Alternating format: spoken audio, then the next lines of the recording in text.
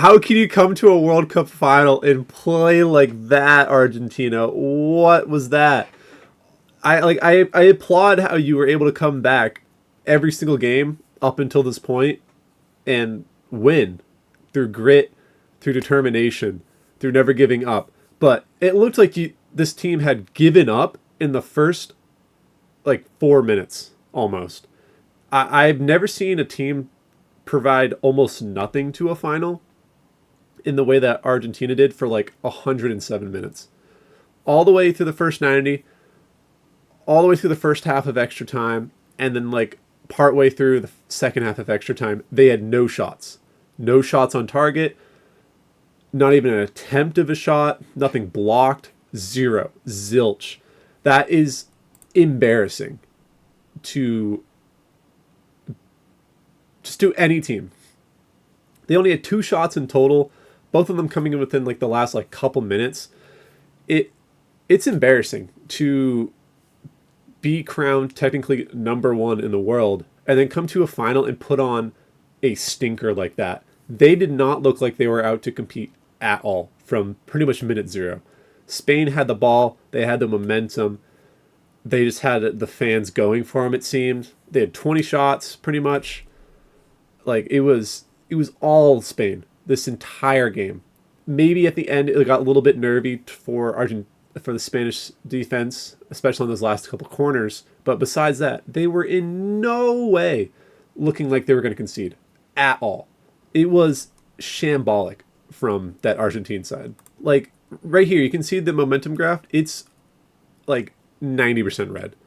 The little bit of blue that you can see is from like maybe when the pressure was relieved for like a couple minutes, if that. But like obviously from like after the goal, they decided, Argentina that is, hey, we should probably try to win, you know, and they went out.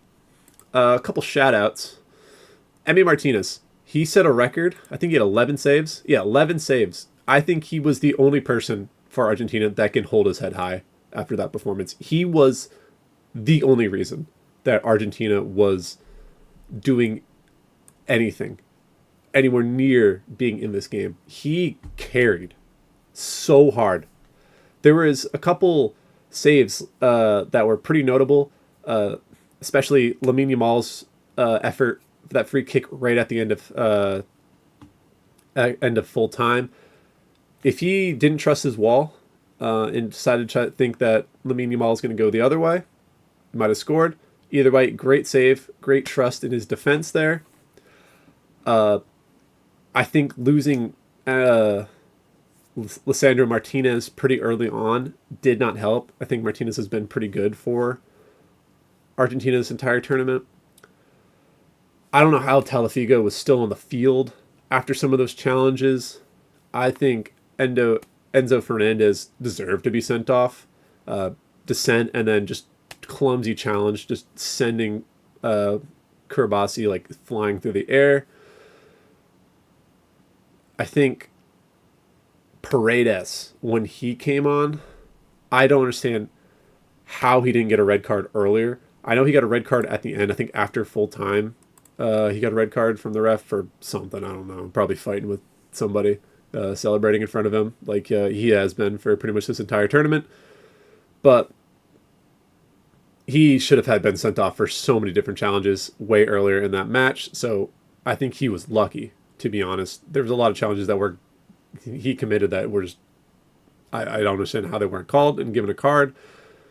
Simeone tried to play the dark arts a couple times during extra time. Thankfully, the ref saw through it. He had an effort right at the end off that second corner that he could have scored.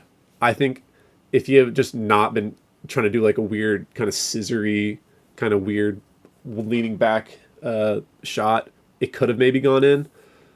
He, I think, will be let down by the fact that he was so off balance there. It has a great shot to do something there. For Spain, I think besides Oyarzabal and Baena, I think that team played pretty good for most of the game. I think Baena and Oyarzabal couldn't do much. I think they just weren't. They just couldn't really find that extra gear to step up.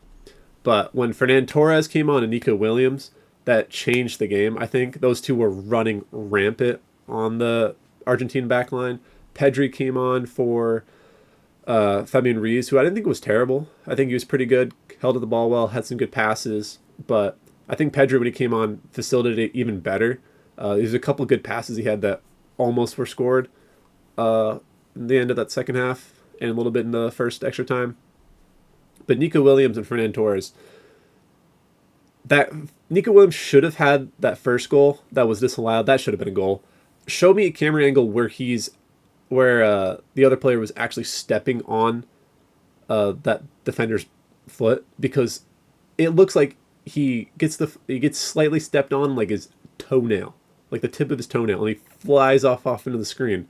But like it's not.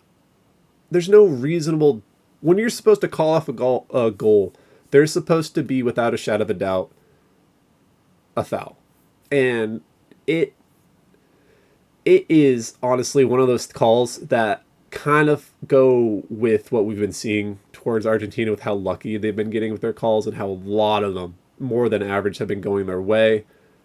But it didn't matter at the end of the day, because Nico Williams came up big, huge assist, drew both Emi Martinez and I think it was, who was it? I think it was Medina, if I remember correctly. I think it was Medina. He drew over to that post and pretty much laid it on a plate for Fernand Torres, who all he had to do was just side foot it into the net, pretty much anywhere would have done. And great goal, great celebration. Kicked the entire corner flag out. Just great goal by him. He had another one that was offside barely by I think maybe he was pretty much just this far off side, like the shirt sleeve pretty much, which was barely offside there. Could have been two. Mikel Merino, when he came on, he looked pretty lively. He had a couple of chances that he missed, most notably that header that just glanced wide, that I think if he'd scored, that just been perfect Marino-esque, just coming on, just scoring just an outrageous goal, big moment player. Zubameni came in for Rodri, just did more of the same that Rodri was doing, just to a lesser degree, because Rodri's better than him, but he still held up the ball well, facilitated it, relieved pressure, just being that outlet to continue on. To the stat line now, you can see pretty much they were walking all over the Argentine back line. Most of them were outside of the box, obviously, but 20 shots, 12 on target. That you should not be letting that happen to you in a World Cup final. 31 touches in the box, 4 big chances missed. A couple of them we talked about. 9 corners is a lot of corners. They didn't score any, obviously. Argentina are pretty good defensively on corners and attackingly on corners. They're just really physical and able to just kind of find those ways to get the ball somehow. Defensively, I think that was the only thing going for Argentina this game. They were on the back foot the entire time. 18 tackles, 16 interceptions, 24 clearances, and then obviously, Martinez with those 11 saves. That was pretty much all they could do this game. They were just hanging on. Spain, that is, were so good defensively. They've only conceded 1 goal. Unai Simon with a record-breaking of his own 7 shutouts. So it wasn't to say that Spain were just only attacking, but they were also really good defensively. They had 17 tackles, 11 interceptions, 22 clearances. So they weren't far off of what Argentina was doing, but they were just overwhelming Argentina so much that I think the stats just favored Argentina in the defensive end anyway. So where do both teams go from here? For Spain, I think they probably look ahead to the Nations League, see if they can win a 3rd national trophy in a row. They definitely, I think, have it. Their team is the best in the world, I think, right now. They're also pretty young, so I think they can continue to develop these players over the next couple of years, and they'll just be better, in my opinion. Lamine Yamal will be way better. All the youngsters from Barcelona besides him will be better. I think there's a couple coming through from other clubs in Spain that are also looking really good, who are coming through. I think the one thing they need to look for in the future is a striker. They can't just keep relying on Mikel Merino and Oyarzabal to be kind of just the guy up top. They'll have to develop some kind of striker or just look for somebody younger. Maybe bring someone up from from one of the U19 or U23 teams to try him out, maybe in some friendlies. For Argentina, I think they're gonna rue what they did in this final. They are gonna lose so many players going forward. I mean, Martinez probably won't be in the next World Cup. I think Christian Romero might be in the next World Cup. He's going to be 32, could be there. Lisandro Martinez will be also the same age. Messi definitely won't be there. Rodrigo De Paul probably won't be there. Fernandez will be there, obviously. He's only 25. Montiel, their right back, he might be there. He'll be 33, so he'll probably be on the older end for that new look. Talafigo definitely won't be there. He'll be 37. He's definitely not going to be playing the next World Cup. McAllister will probably be playing in his last World Cup. He'll be, I think, 32 when that one comes around. Their left midfielder, Nicolas Gonzalez from Juventus, he's 28 right now. 32 will probably be in his last World Cup. Julian Alvarez will be 30, so he'll still be probably leading that line. But all the people they brought on, like Otamendi, definitely won't be playing. He's ancient. Paredes is also ancient. He's not going to be playing the next one. Molina from Atletico Madrid's 28. He's probably going to be playing his last World Cup in the next 4 years. Medina from Marseille is 27, so he probably has maybe one more World Cup in him. Simeone, he's pretty young, so he probably can be kind of lead that next generation in 4 years, but he'll be 27. And then Marco Sensi, who just moved to Tottenham, he's 29, so he might maybe play one more World Cup. So there's a lot of players for Argentina, like on that starting team, that won't be there in 4 years' time. So that is going to be a big hit, especially your talisman Messi. I think, unlike other teams when they lose their talisman, they can usually continue onwards. But I think Argentina relies so heavily on Messi that if there was a couple games throughout this group stage and knockouts that he kind of carried and kind of pulled through performances out of nothing to just help them over the line, and without him, it kind of reflected on how they play. Like in this final, he ghosted. I'll be straight up, he ghosted. And when he ghosts, it's a liability because he doesn't track back. He's not a really great defender. He draws so many players to him, and that's the only thing he has defensively, or I guess offensively. Because when he goes forward, he draws a lot of players. People obviously want to man mark him just to contain him.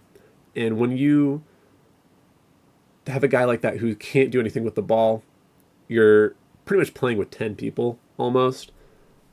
And up until I think the last two corners they took, he didn't do much, I think, in my opinion. He had one shot that was blocked. That was pretty much it going for him. So for Argentina, I think they definitely do have some young players coming up, but I think there's a big gap between the starting lineup they've had for the last 2 World Cups versus all the youngsters that are coming through.